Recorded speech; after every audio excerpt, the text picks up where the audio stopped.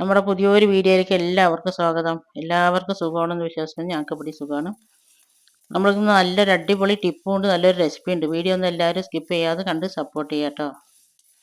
അപ്പോൾ ഞാൻ വെള്ളപ്പയറാണെങ്കിൽ പയറുവർഗ്ഗങ്ങൾ എങ്ങനെ കേടുവരാതെ സൂക്ഷിക്കാം എന്നുള്ളതിൻ്റെ ഒരു വീഡിയോ ഉണ്ട്. അതിനുള്ള ടിപ്പ് ഞാൻ പറഞ്ഞുതരാം. ഞാനിത് ആദ്യം ചൂട് കട്ടിയുള്ളൊരു ചട്ടി വെച്ചിട്ടുണ്ട് കേട്ടോ. ചട്ടി വെച്ചതിന് ശേഷം നല്ലപോലെ ചൂടായതിന് ശേഷം നമ്മൾ മീഡിയം ഫ്ലെയിമിലേക്ക് ആക്കിയിട്ട് വെള്ളപ്പയർ കൊട്ടുക.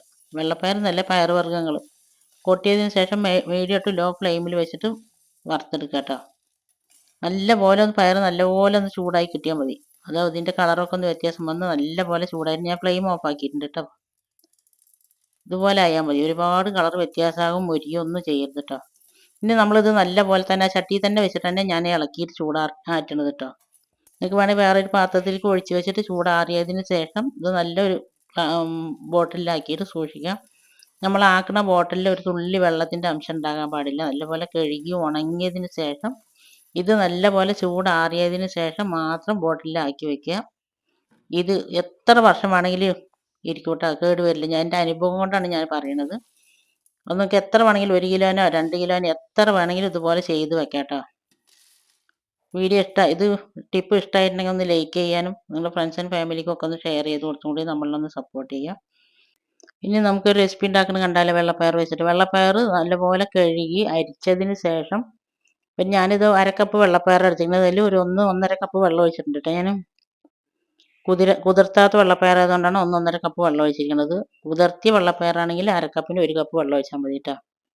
അത് അവിടെ വേഗണം 2-3 വിസിലടിച്ചിട്ട് അത് അവിടെ വേകട്ടെ. വേഗണ സമയം കൊണ്ട് നമുക്കിത് വേറൊരു മസാല ഉണ്ടാക്കാം കേട്ടോ. അതിലേക്ക് അപ്പോൾ ഞാനൊരു മൺചട്ടി എടുത്തിട്ട് അതിലേക്ക് 2 ടേബിൾ സ്പൂൺ വെളിച്ചെണ്ണ ഒഴിച്ചിട്ടുണ്ട്. വെളിച്ചെണ്ണ തന്നെ ഒഴിക്കാം കേട്ടോ. വെളിച്ചെണ്ണ ഒഴിച്ചതിന് ശേഷം കുറച്ച് കടുക് ഇടുക കേട്ടോ. കടുക് ഇടാൻ എനിക്ക് മറന്നതാണ്. നിങ്ങൾ ചെയ്യുമ്പോൾ കടുക് ഇടുക കേട്ടോ. കുറച്ച് കടുക് ഇട്ട് അര ടീസ്പൂൺ കടുക് ഇട്ടാൽ മതി. കടുക് ഇട്ട് പൊട്ടിയതിന് ശേഷം വെളുത്തുള്ളി, ചെറിയ ഉള്ളി, വറമുളക് ഇത് 3 കുത്തിച്ചതച്ചതാണ് കേട്ടോ. അരിഞ്ഞിട്ടല്ല ഞാൻ ഇടുന്നത്, എല്ലാം കുത്തിച്ചതച്ചിട്ടാണ് ഇടുന്നത്. എന്നിട്ട് നല്ലപോലെ ഒന്ന് വഴറ്റിയെടുക്കുക കേട്ടോ. അതിൻ്റെ പച്ചമണം പോകുന്നവരെ ഒന്ന് വഴറ്റിയെടുക്കണം. മുളക് നല്ലപോലെ കുത്തിച്ചതച്ചിട്ടുണ്ട് കേട്ടോ. നമ്മുടെ വീഡിയോ ആദ്യമായിട്ട് കാണുന്ന പുതിയ കൂട്ടുകാർ ആരെങ്കിലും ഉണ്ടെങ്കിൽ നിങ്ങൾക്ക് എൻ്റെ വീഡിയോ ഇഷ്ടമാണെന്നുണ്ടെങ്കിൽ ഒന്ന് സബ്സ്ക്രൈബ് ചെയ്ത് സപ്പോർട്ട് ചെയ്യുക. വീഡിയോ എല്ലാവരും ലൈക്ക് ചെയ്ത് കൂടി നമ്മളൊന്ന് സപ്പോർട്ട് ചെയ്യുക കേട്ടോ. പിന്നെ നിങ്ങൾക്ക് ഈ റെസിപ്പി ഇഷ്ടമായാൽ ഫ്രണ്ട്സ് ആൻഡ് ഫാമിലിക്ക് ഒന്ന് ഷെയർ ചെയ്ത് കൊടുത്തുകൊണ്ട് നമ്മളെ സപ്പോർട്ട് ചെയ്യും. പിന്നെ ഇതാ നമ്മൾ 2-3 വിസിലടിച്ചതിന് ശേഷം ഞാൻ എയർ മുഴുവൻ പോയിട്ട് കുക്കർ തുറന്നതാ വെള്ളപ്പയർ വേറെ പാത്രത്തിലേക്ക് മാറ്റി വെച്ചിട്ടുണ്ട് കേട്ടോ. ഞാൻ ഈ വെള്ളപ്പയർ വേവിക്കുമ്പോൾ കുക്കറിൽ അതിൻ്റെ മേലെ ഒരു പാത്രത്തിൽ കുറച്ച് ഇടിച്ചക്ക മുറിച്ചിട്ട് വെച്ചിട്ടുണ്ടായിരുന്നു കേട്ടോ. അത് വീഡിയോയിൽ പെട്ടിട്ടില്ല. ഇതിപ്പോൾ ആ ഉള്ളിയും മുളകൊക്കെ നല്ലപോലെ വഴന്നതിന് ശേഷം ഞാൻ വെള്ളപ്പയർ വേവിച്ച് വെച്ച വെള്ളപ്പയറിട്ട് അതിന് ശേഷം ഈ ഇടിച്ചക്ക ഞാൻ വെള്ളപ്പയറിൻ്റെ ഒപ്പം തന്നെ ഇട്ടിട്ട് വേവിച്ചാണ് കേട്ടോ. ഒരു പാത്രത്തിൽ വെള്ളപ്പയറിൻ്റെ മേലെ വെച്ചിട്ട് വേവിച്ചതാണ്. അപ്പോൾ നമുക്ക് 2-3 വിസിലും കൊണ്ട് തന്നെ രണ്ടും പാകം പോലത്തെ വേവായി കിട്ടും. നമുക്ക് വെള്ളപ്പയറിൻ്റെ ഒപ്പം ഇടിച്ചക്ക ഇട്ട് വേവിക്കരുത് കേട്ടോ. അപ്പോൾ നല്ല ഇടിച്ചക്ക വെന്ത് പോകും. പിന്നെ ഞാൻ അതിലേക്ക് കുറച്ച് ഉപ്പ് ഇട്ടിട്ടുണ്ട് കേട്ടോ. ഉപ്പ് ഇട്ടതിന് ശേഷം നല്ലപോലെ ഇളക്കിയിട്ട് ഇനി നമ്മളിതൊന്ന് ലോ ഫ്ലെയിമിലിട്ടിട്ട് നല്ലപോലെ വറ്റിച്ചെടുക്കണം. അപ്പോഴാണ് ഈ വെള്ളപ്പയറിൻ്റെ എല്ലാ ടേസ്റ്റും ഇടിച്ചക്കൻ്റെ എല്ലാ ഫ്ലേവറും വെള്ളപ്പയറും ഒക്കെ പാടായിട്ട് നല്ലപോലെ മിക്സ് ആകുള്ളൂ. ലോ ഫ്ലെയിമിലിട്ട് ഇടയ്ക്കൊന്ന് ഇളക്കി കൊടുക്കണം കേട്ടോ, വെള്ളം പറ്റുന്നവരെ. ഇത്ര നേരം എൻ്റെ വീഡിയോ കണ്ട എല്ലാ കൂട്ടുകാരനെ കൊണ്ട് ഒരുപാട് നന്ദി. ഇൻഷാ അല്ലാഹ് ഇനി അടുത്ത നല്ലൊരു വീഡിയോ ആയിട്ട് വരുന്നവർ അസ്സലാമു അലൈക്കും ബൈ.